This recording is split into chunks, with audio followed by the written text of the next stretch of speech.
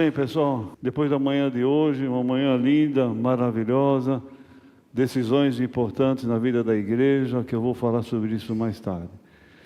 Só para comunicar à igreja, amanhã de manhã eu estarei participando do culto interreligioso no Hospital de São Mateus, por ocasião do 22º ano da humanização no Hospital de São Mateus.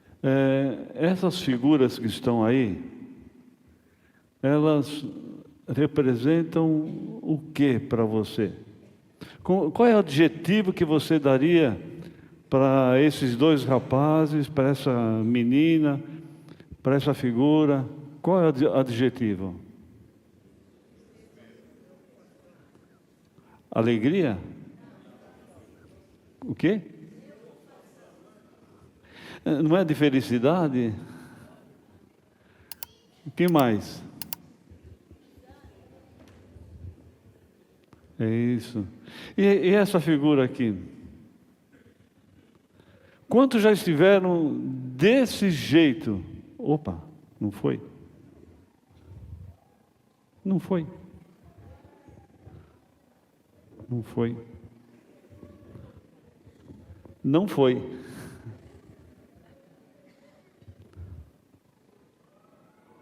Ah, foi. Quantos já estiveram assim em algum momento da sua vida?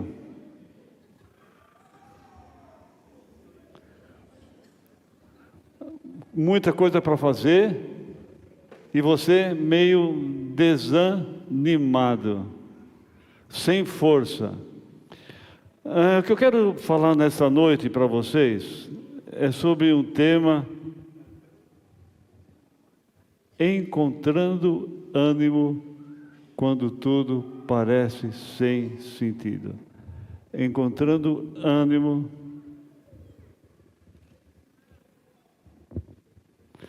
Eu vou olhar para o Reginaldo e você fala assim, para não ficar. Que tal essa figura aqui? O que é isso? Ainda bem que eu não tenho muitos slides, não.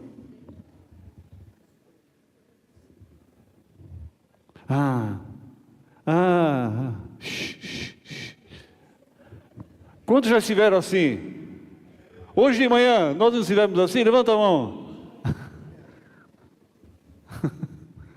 Eu de manhã, com as decisões que a igreja tomou hoje, eu estava assim. Na verdade, irmãos, alguns acontecimentos mexem muito com os nossos sentimentos. Quantas vezes você já se sentiu como se estivesse numa areia movediça, algo puxando para baixo? Assim é o desânimo. Desânimo, um prefixo de negação, mais ânimo, ou seja, sem ânimo, sem vontade de fazer alguma coisa, abatido. Há uma frase que vocês conhecem: o coração tem razões que a própria razão desconhece.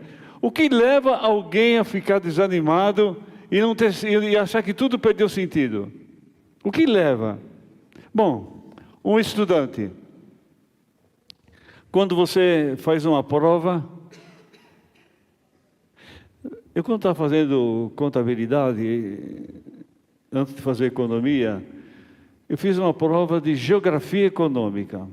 Estudei bastante. Um chinês dava aula. Sabe quanto eu tirei na prova? Quanto? Meio. Caramba! Aí fui ver. Meio. Oxe. Eu vou pegar esse chinês de jeito. Aí deu uma outra prova. Eu decorei até as vírgulas. O cara era assim. Até as vírgulas. Quanto eu tirei? 9,5. Mas imagina quando eu peguei aquilo lá. Caramba, meio. Você é louco. Um atleta. Pastor Dácio, você como corredor, Já teve algum momento de... Já teve, né? Sabe quando eu tive um momento desse? Eu tinha férias e eu programei umas férias lá no Chile. Ia ter uma corrida, dia 11 de abril. E 15 dias antes eu corri uma prova lá no litoral norte, aquela de revezamento. No sábado. Na segunda-feira fui treinar no Ibirapuera à noite. O treinador me puxou demais, eu senti a panturrilha.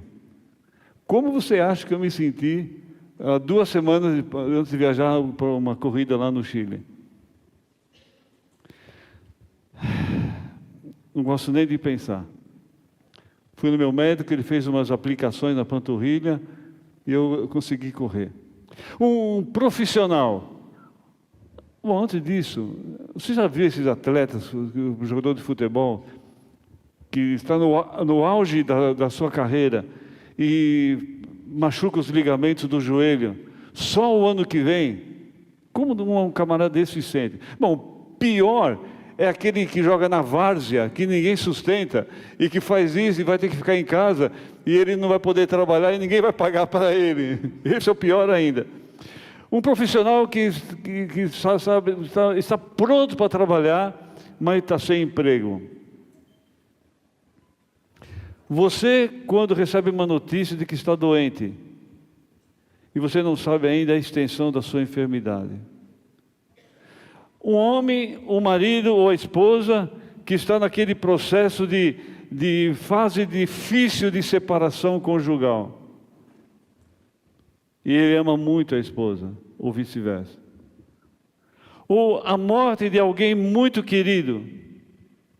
Nós temos várias pessoas que perderam entes queridos nos últimos tempos. Aquele casal que ficou em pé, o Vanderlei e a Silvana. A Silvana era filha do falecido Cosmerindo. Foi diácono aqui. Uma das grandes alegrias que eu tive foi de visitá-lo lá no interior, um pouco antes dele falecer. Que não faz muito tempo assim, né, Silvana? Sempre há uma dor de quando se perde alguém. Mas o que eu quero falar nessa noite mesmo é a história de 2 homens que estiveram com Jesus e estavam voltando para casa. Chutando lata, tristes, acabrunhados, até que, desanimados como eles estavam, eles têm um encontro com o Cristo ressuscitado, eles têm um encontro transformador. Todos os encontros que temos pregado aqui nesse púlpito têm sido antes da crucificação de Jesus, antes da sua ressurreição. Este é após a sua ressurreição, está em Lucas capítulo 24, versículo 13 a versículo 33. Eu quero convidar você para essa jornada comigo, nesse texto que está no Evangelho de Lucas capítulo 24. Venham comigo para essa jornada, vamos acompanhar esses 2 no caminho de Emaús. Versículo 13. Naquele mesmo dia, 2 deles estavam indo para um povoado chamado Emaús, a 11 quilômetros de Jerusalém. No caminho conversavam a respeito de tudo o que havia acontecido. Enquanto conversavam e discutiam, o próprio Jesus se aproximou e começou a caminhar com eles. Mas os olhos deles foram impedidos de reconhecê-lo. Ele lhes perguntou: sobre o que vocês estão discutindo enquanto caminham? Eles pararam com os rostos entristecidos. Um deles, chamado Cleopas, perguntou-lhe: você é o único visitante em Jerusalém que não sabe das coisas que ali aconteceram nesses dias? Que coisas? Perguntou ele. O que aconteceu com Jesus de Nazaré? Responderam eles. Ele era um profeta, poderoso em palavras, em obras, diante de Deus e de todo o povo. O chefe dos sacerdotes e as nossas autoridades o entregaram para ser condenado à morte e o crucificaram. E nós esperávamos que era ele que ia trazer a redenção a Israel. E hoje é o terceiro dia desde que tudo isso aconteceu. Algumas das mulheres entre nós nos deram um susto hoje. Foram de manhã bem cedo ao sepulcro e não acharam o corpo dele. Voltaram e nos contaram ter tido uma visão de anjos que disseram que ele está vivo. Alguns dos nossos companheiros foram ao sepulcro e encontraram tudo exatamente como as mulheres tinham dito, mas não ouviram. Ele lhes disse: como vocês custam a entender e como demoram a crer em tudo o que os profetas falaram? Não devia o Cristo sofrer essas coisas para entrar na sua glória? E começando por Moisés e todos os profetas, explicou-lhes o que constava a respeito dele em todas as Escrituras. Ao se aproximarem do povoado para o qual estavam indo, Jesus fez como quem ia mais adiante. Mas eles insistiram muito com ele: fique conosco, pois a noite já vem, o dia já está quase findando. Então ele entrou para ficar com eles. Quando estava à mesa com eles, tomou o pão, deu graças, partiu e o deu a eles. Então os olhos deles foram abertos e o reconheceram, e ele desapareceu da vista deles. Perguntaram-se um ao outro: não estava queimando o nosso coração enquanto ele nos falava no caminho, nos expunha as Escrituras? Levantaram-se e voltaram imediatamente para Jerusalém. Ali encontraram os 11 e os que estavam com ele reunidos. Amém. Essa narrativa tem basicamente dois movimentos muito claros.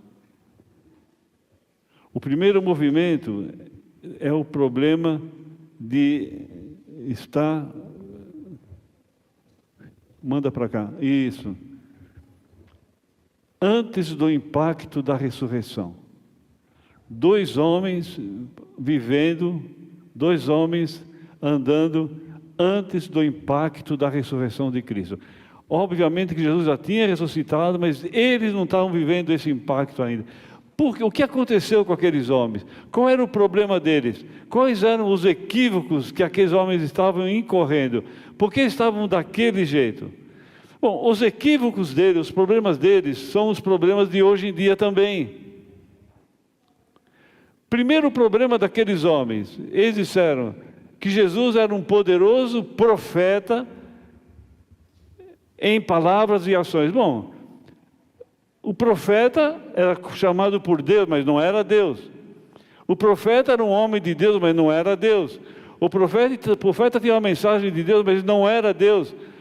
O profeta era um profeta, era alguém muito especial, mas não era Deus. Então aqueles homens andando com Jesus Cristo durante 3 anos, eles não conseguiram ver em Jesus além de um grande profeta. Segundo grande problema daqueles homens, incompreensão das Escrituras, não conseguiam interpretar os eventos, porque não compreendiam as Escrituras, e Jesus fala sobre isso. E o terceiro grande problema daqueles homens é que eles esperavam Jesus como um libertador militar, que vinha livrar Israel, os judeus, do jugo de Roma. Bom, para quem pensava assim, a crucificação era uma derrota. Para quem pensava assim, a visão era distorcida completamente e não leva em conta a dimensão espiritual do Messias. Esse é o mesmo problema daqueles que defendem hoje Jesus como militante político. O evangelho progressista. Aliás, irmão, não precisa nem ter problema. Ninguém precisa ficar preocupado, porque a igreja aqui é uma igreja bíblica. Não precisa nem ficar sonhando com isso. Nós nunca... Quando você erra por 1 milímetro, 1 metro, você vai errar por 1 quilômetro. Isso aqui não corre o menor risco com isso. O evangelho progressista tem várias vertentes. Uma delas é a teologia da libertação. O segunda, inclusão. Terceiro, diversidade. Não vou nem falar sobre isso. E o quarto, reinterpretação da Bíblia. Está fora. O evangelho progressista, que é aquilo que aqueles homens pensavam, reduz o evangelho a uma mera ferramenta para promover agendas políticas e sociais. O evangelho progressista é a perda da dimensão, há uma perda da dimensão transcendente do evangelho, há uma perda da dimensão da relação pessoal com Deus, há uma perda da dimensão da vida eterna. O que nós precisamos realmente é uma necessidade de uma visão, um evangelho integral, que cuida do homem, a mente, o espírito, o corpo, tudo.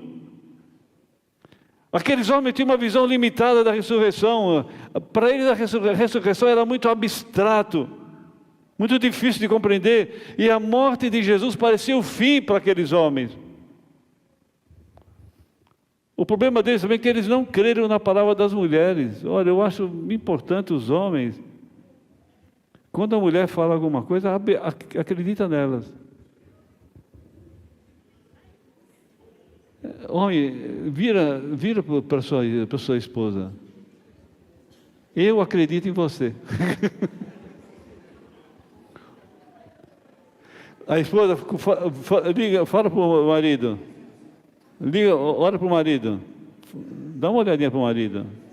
Acho bom mesmo.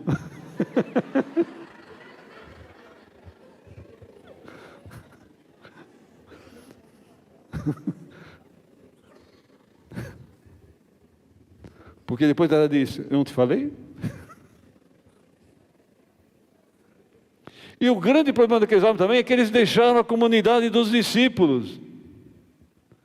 Não faça isso, desigrejado, não. Você tende a esfriar e a entrar na patologia da normalidade, quando as pessoas começam a naturalizar certos comportamentos e padrões que não tem nada a ver. O resultado naqueles homens é o resultado de muitas pessoas hoje. Aqueles homens desanimados, voltando para casa. Castelos desmoronados. Homens frustrados, abandonam o sonho do Cristo Messias, o Cristo ressurreto. Testemunharam da crucificação, ouviram da crucificação, mas não creram. Decepcionados com Jesus, medo de sofrer alguma punição de Roma. Desistiram de Jesus, renderam-se à decepção. A história deles terminou na sexta-feira. O domingo não chegou para eles. O caminho de Emaús se tornou o caminho da desistência, o caminho dos sonhos desfeitos, o caminho da falência dos projetos, o caminho de quem acha que não tem jeito, como Pedro que disse, eu vou pescar, como os outros que disseram, e nós acreditávamos que ele ia redimir Israel. Agora eu quero trazer para nós aqui. Qual é a sua reação quando tudo, de repente, parece que não tem sentido?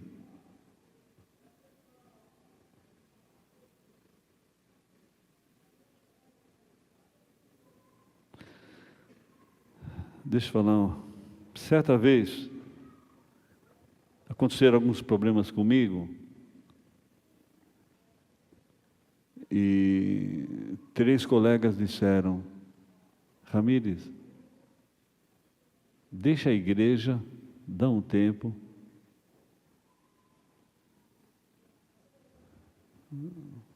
Mas deixa a igreja, dá um tempo.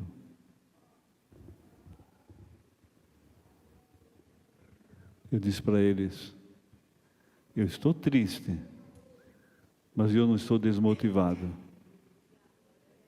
Eu posso deixar tudo, mas 2 coisas eu não deixo: a minha família e a minha igreja. Isso já faz uns 24 anos. Eu tinha tudo para ficar desmotivado, sem energia. E Deus honrou. deixei convenção, deixei a ordem dos pastores, fiquei com a minha família e a minha igreja. E a igreja me pastoreou. Obrigado, igreja, obrigado, Senhor. Aqueles homens estavam com os olhos fechados para reconhecer Jesus Cristo. Você não pode caminhar nessa vida vencido, como se a morte tivesse a razão, como se a morte vencesse, como se a morte tivesse a última palavra, não percebendo que Jesus está com você. Quantas vezes você já esteve com medo, vencido pelas crises, pelo estresse, pela ansiedade? Você lembra do nosso folheto? Ansiedade, estresse, medo, crises. Sem ânimo diante dos problemas pessoais, do isolamento, das frustrações. Qual é a resposta para tudo isso, quando parece que tudo vai mal? Você está indo para o ocaso, você está indo para o final do dia, para o término de algo. A resposta está aqui. Está aqui. É o segundo grande movimento desse texto. Aqueles homens que estavam caminhando para o ocaso. O que é o ocaso? É fim do dia. É o final de um ciclo. Término de algo. De repente, há um encontro transformador com Jesus Cristo. E aquilo que era o caminho da perda, da desolação, torna-se o caminho da ressurreição. Emaús tornou-se o caminho da ressurreição. Deixa que isso aconteça com você, seja lá o problema que você está vivendo. Jesus abriu os olhos daqueles homens, aqueceu o coração, apressou seus pés, abriu seus lábios para testemunhar. Deixe que o Jesus vivo, que impactou a vida daqueles homens, impacte a sua vida nos piores momentos. O texto ainda fala da cortesia de Jesus Cristo. Ele faz como quem vai mais adiante, para poder ser convidado para entrar. Jesus não entra de qualquer jeito. Ele não força, ele espera um convite, que ele entre no seu coração, que ele entre nesse problema. Deixe que o mesmo impacto que Jesus realizou na vida daqueles homens, ele faça com você. Seja lá o que for que estiver acontecendo com você, deixe que Jesus promova um impacto na sua vida, deixe que Ele encontre você nas suas angústias, no seu desânimo, nas suas tristezas, naquilo que você acha que não tem mais jeito. Deixe que Ele abra o seu coração, deixe que Ele abra os seus olhos, aqueça o seu coração e faça você enxergar um caminho novo que Ele tem para você. Com Jesus você não caminha para o ocaso. Com Jesus nós não caminhamos para o pôr do sol. Com Jesus nós caminhamos para um amanhecer, início de um novo dia, de um novo momento, de uma nova situação. Ele tem planos que você desconhece. Você não chegou no final do dia, você não vai mais para o ocaso. Com Jesus você vai para um novo dia. Nós não partimos para uma noite que cai, nós caminhamos para um amanhecer que vai acontecer com Jesus Cristo. É isso que Jesus faz. Quando nós reconhecemos em nosso caminho que Jesus está presente, não há mais espaço para tristeza, não há mais espaço para desesperança, não há espaço para incredulidade, não há espaço para coisas ruins. Quando temos Jesus, o nosso coração arde com a força que vem de Deus, com o fogo que vem de Deus, nos inflama, e há entusiasmo no nosso coração. Entusiasmo é uma palavra que vem do grego entheos.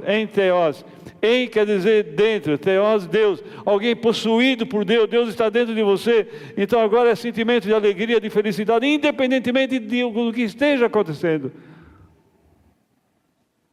É isso que aconteceu com aqueles homens. É isso que o Senhor quer que aconteça com você, do mesmo jeito, da mesma forma. Com Jesus, entusiasmo, Deus dentro de você. Não haverá lugar para tristeza. Claro, há tristezas momentâneas, há situações que passam. O que não vai acontecer é um caminho de Emaús para você, de alguém que está voltando porque não deu certo, não tem mais jeito. Vou pescar. Pedro fala, 2 voltaram. O impacto que Jesus fez na vida daqueles homens, Ele quer fazer na sua vida. Mas eu já sou cristão o seu coração arde, queima. Como é que você tem caminhado pela vida? O Senhor nos encontra nas nossas angústias, na nossa caminhada. Foi nas minhas angústias que Deus mais se fez presente. Foi nas minhas lágrimas que Deus mais mostrou presente. É nas suas angústias, nos seus problemas, nos seus vazios, nas suas tristezas, que Jesus Cristo se faz presente e quer abrasar o seu coração. O que aconteceu com aqueles dois homens, o Senhor quer que aconteça com você também. Aliás, Ele sabe o que se passa com você. Aqueles homens voltando para Emaús, e Jesus apareceu justamente para eles. Por quê? Porque havia algo que se tinha perdido na vida daqueles dois homens. E essa história serve para nós. Quantas vezes tomamos o caminho de Emaús? Não. Volte. Porque Jesus tem planos para você. Ele olha, Ele vem em direção à sua angústia, aquilo que se passa com você. Este é o Jesus que nós queremos. Abaixe sua fronte, por favor. Essa mensagem é simples.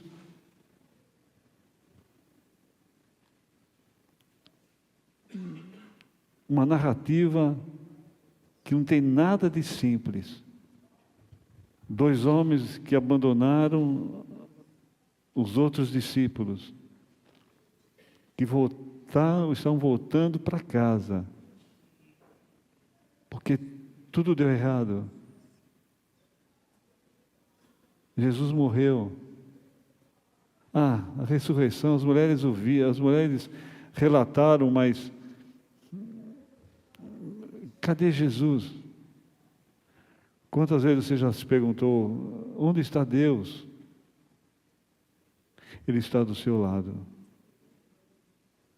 Ele não vai invadir o seu coração. Ele não vai invadir o seu espaço. Mas com certeza, Ele espera que você abra o seu coração para Ele. Que você peça ajuda para Ele, para que Ele te ajude nos dias maus, para que Ele perdoe os seus pecados e te dê a certeza da salvação, para que Ele abrase o seu coração. Eu quero convidar você a convidar Jesus para entrar na sua casa, na sua vida. Assim como aqueles dois homens fizeram. Eles nem sabiam quem era Jesus ali. Você já sabe. Quem está batendo a porta do seu coração é Jesus. É Ele que pode dar o alívio que você precisa. É Ele que pode perdoar os seus pecados, dar certeza da vida eterna. É Ele que você realmente precisa dizer, entra Jesus na minha vida e transforma a minha vida. Há coisas que precisam ser tiradas da minha vida e coisas que precisam ser colocadas, mas eu quero pedir que o Senhor faça isso. Se você entrou aqui pela primeira, pela segunda, terceira vez, se você já é membro da igreja, de outra igreja, não importa. O que importa é que Jesus esteja dentro do seu coração. Que você esteja entregando as suas tristezas, os seus desânimos. Como o desânimo muitas vezes nos pega inesperadamente. Não, com Jesus não tem desânimo. Ele pode transformar a sua realidade numa outra realidade muito diferente. Eu vou orar nesse momento. Eu gostaria que você me acompanhasse nesta oração. O que eu vou dizer para você, para Deus agora. Você concorda com isso? Vai dizendo amém aí no seu coração. Ó Deus querido, obrigado por esta palavra. Obrigado porque Jesus Cristo é uma realidade que está à minha frente. Te peço perdão pelas minhas falhas e eu quero entregar a minha realidade para Jesus. Entra no meu coração, Senhor. Transforma a minha vida. Eu quero sentir a presença de Jesus na minha vida. Tira de mim todo o desânimo. Tira de mim toda apreensão pelas coisas que deram errado. Conserta o que tem que consertar, Senhor. Ajuda-me. Eu não quero estar mais no meu caminho de Emaús. Eu quero estar no caminho da cruz de Jesus Cristo, da vida de Jesus Cristo, com Jesus Cristo. Eu quero Jesus na minha vida. Eu quero voltar ao primeiro amor. Eu quero pedir que Jesus seja o Senhor da minha vida e o meu Salvador. Em nome dele eu oro. E se você consegue dizer amém a isso, a essa oração, onde você estiver, diga amém e levante uma das suas mãos. Amém. Amém. Amém. Amém. Amém.